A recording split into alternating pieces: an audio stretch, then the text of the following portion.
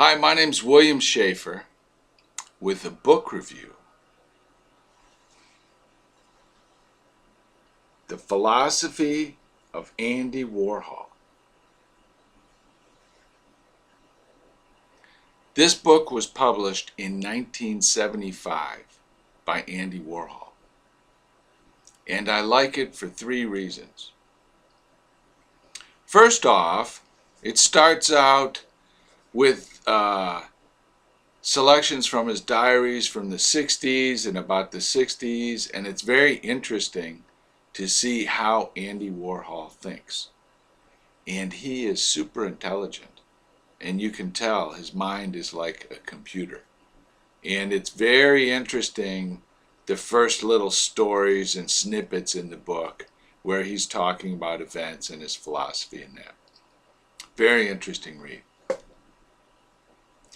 The next thing I like about this is he describes one of his ideas. And that's when he would do the silk screening, he wouldn't pin register all the different templates or masks. So they were a little bit off. And I remember at the time you could tell. As a child, I remember seeing those and you could tell. And his explanation was that they're more interesting. Each one is unique because they're all off by a little bit. And if they were perfectly lined up like they're supposed to be, it would be very boring and dead and still. And because they're a little bit off, it's a little bit edgy and alive, and it gives the piece more life. Well, when I read that description, it's true. And because it's a little annoying, the piece is more memorable. And I've used this idea in everything now. I even shoot videos now where I set the camera, the cell phone down, and I don't even frame it.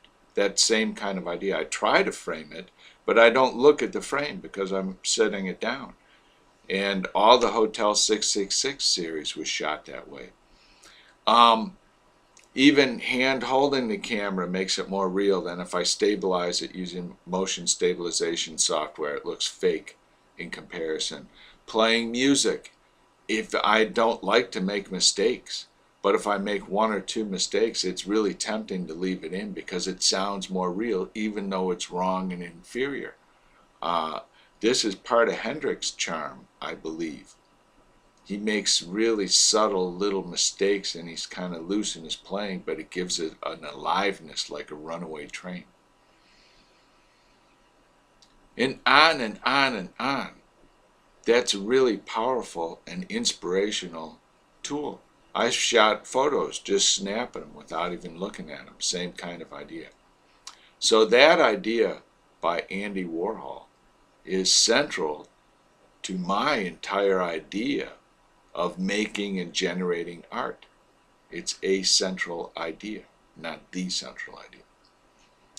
And lastly, the final selection of this book is one part of his diary where he is intensely autistic or focused on something, and to me it's absolutely unreadable. I did not read it. I cannot read it. I'm incapable of reading it. And if you can read it, your brain is stronger than mine. Because Andy Warhol has the super brain. And just the transcription of him talking and describing things in minute, infinitesimal detail is just beyond me. I couldn't take it. So, see if you can handle the mind of Andy Warhol. I highly recommend the book, Philosophy of Andy Warhol. Thank you, and leave your comments below.